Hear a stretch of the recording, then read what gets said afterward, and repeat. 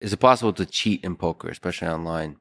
Yeah, So we sure. offline also talked about the cheating controversy that's going on in the chess world. Um, is it possible to use, what is it, remotely connected anal beads to somehow cheat? No. Is that a concern of cheating online? So here's the thing. It's kind of like romanticized from the old days, like, Yes. in the Westerns and Yes. stuff, like people trying to cheat. And have you ever killed a man because he cheated? No, I have not. But when I started out as a teenager, I played in a game with a bunch of Italians, and I knew they cheated, and I didn't care because they were so bad that I could win anyway. I was like, I knew they would cheat, but I knew how they were cheating, so I was like, all right, you guys suck. But so here's the thing: anytime you're talking about large sums of money, there will be people looking to take advantage, whether that's live or online, right?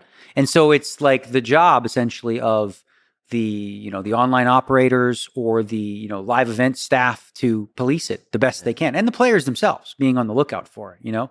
Like a guy like Doyle Brunson's a great resource because he's seen it all and he's seen all the tricks. And so live, he probably could spot a few things. But online, there's various ways people can try to cheat, but there's also really good security measures in place to catch them. And we've caught like about 2 years ago, there was a huge undertaking of like 500 accounts that were banned for doing different things. And, and again, they can't go into detail in terms of how they're doing it, because otherwise, then you're sort of giving the cheats the playbook in terms of how to take advantage. But it's always going to be a concern for poker wherever you play, right? But it's not something I'm worried about personally. So at the highest in person, and by the way, online, there's really interesting algorithms that do some of the work in an automated way to detect, to flag things that are weird.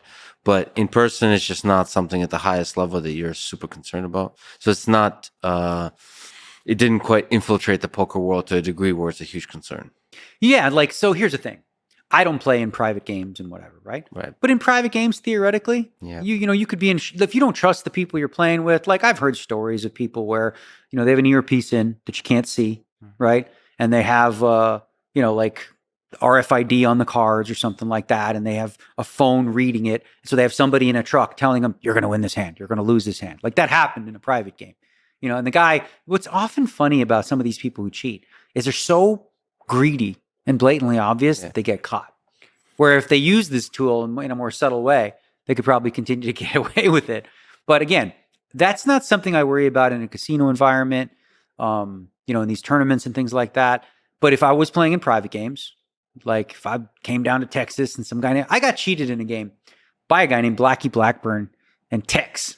That's a red flag right there. I was at the Chimo Hotel. I was a teenager, and they saw me playing. I was making good money as a teenager. I had like a $13,000 bankroll, and I went and played in this game with them in a private hotel room, and found out later that the guy was a card mechanic.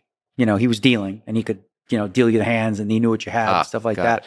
So yeah, I remember, I lost a big number in that game, and it was a good learning lesson in terms of, being wary of who you trust.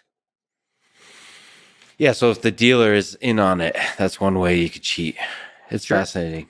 That's part of the reason that they cut. So like you'll see like there's a burn card, because what would happen in maybe in the old days is like if you're sitting in the one seat, I could lift the card and you could see it, the next card coming, right? So what they do is they have a card on top of it that you burn that isn't the card, and then the next card is the one that comes face up. I just learned about the edge sorting thing that Phil Ivey and maybe others were involved with. I just, reading it at first was super interesting to me, that you can exploit the imperfections in the printing of cards. Yeah. That was almost cool to me. That's almost cool. Not cheating, because it's like that needs to be a movie. That needs to be a movie. Yes. Yeah. What happened with Phil Ivey in that whole case is it's a catastrophe, really. Yeah. It is such a horrible precedent, because here's what he did. Phil Ivey shows up at the casino, says, "I want to play this game." They say, "Okay." "All right. I want to play with those decks." They say, "Okay." They agree to everything that he says. He never touches the cards. He doesn't do anything outside of the fact that cards that you supplied have imperfections on them and he can see them. Yeah. Okay? So that increases his chances of winning. He could still lose, theoretically, right? Probably not, but he can lose in theory. It just gives him a little bit of an edge.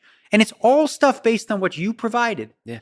So the idea that you offered a game, I accepted, I beat you, and now you want to free roll me? That's disgusting. So for people who don't know, maybe you can elaborate on it. It's just fascinating to me. But you're exploiting the imperfections in the card patterns on the back, and then they look different if you rotate it. And the fascinating thing too, when you shuffle, usually you don't rotate the cards, so that you can see sort of detect which cards are the strong cards by marking them through rotating them. And the way you know they're rotated is because of the pattern imperfections. Yeah. Anyway, So some of the cards, like you said, like they had those like that pattern on it, yeah. and some of them, this was faulty cards on there, were not cut properly. Yeah. So like the 8s and 9s had the card cut differently, and those are important cards in this game. The 8s and 9s or whatever. So you could essentially, from looking at the back of the card, discern, what it's going to be. You do nothing in terms of like cheating yourself. You're not rigging the game. All you're doing is taking advantage of the fact that you're playing. You've offered me cards that are faulty. Can I just say that, of course, it would be Phil Ivey, who's the GOAT at the normal game, who would be figure out this particular thing. I mean, that's what, if you're into soccer, this Diego Maradona has that famous hand of God in the World Cup, where he scores a goal with his hand. And so, of course, the referee didn't see it; they thought it was a header. So, I mean, part of the magic of the genius of the people at the top of the game is they're able to exploit all the flaws that are there. That's a beautiful thing. Phil had, in his heyday, he exploited weaknesses in casinos, systems all over the country. Like in one night, I don't know if you know this story. In one night, he would take a private plane, and fly to 30 different casinos all over the country. Because he would have these deals where they're like, all right, we got this big rich sucker who's going to come here and play craps, and he's going to lose all our money. So he'd have this deal with one of the casinos where they'd be like, all right, you get 20% back up to $500,000, right? So if you lose $500,000, we'll give you back $100K. Okay. So he'd go to one casino in Tunica. He'd play $500,000, win or lose, he would leave. They think they're going to get him to stay. They get him a big room, whatever. So let's say he goes to Tunica, he loses $500,000. Okay. Now he flies to Atlantic City, he wins $500,000. Okay. He lost $500,000 and won $500,000, but he got $100,000 back. So he's actually plus 100,000. Mm-hmm. Do that at 10 casinos a night, you're making $1 million in free equity. And they would give him promotional chips and all these kind of things and free flights and stuff like that. So he took advantage of the image, that they're trying to exploit. So this is why I don't have any empathy for these casinos, because they're giving you free drinks. Why do you think they're doing that? Out of the kindness of their heart? They're trying to exploit you. So guess what? You lost at your own game. Pay the piper. And I think it was crazy because the judges in his case said he did not cheat. But it's probably not right. Hold on. Yeah. You just said he didn't cheat. That should be the end of the case.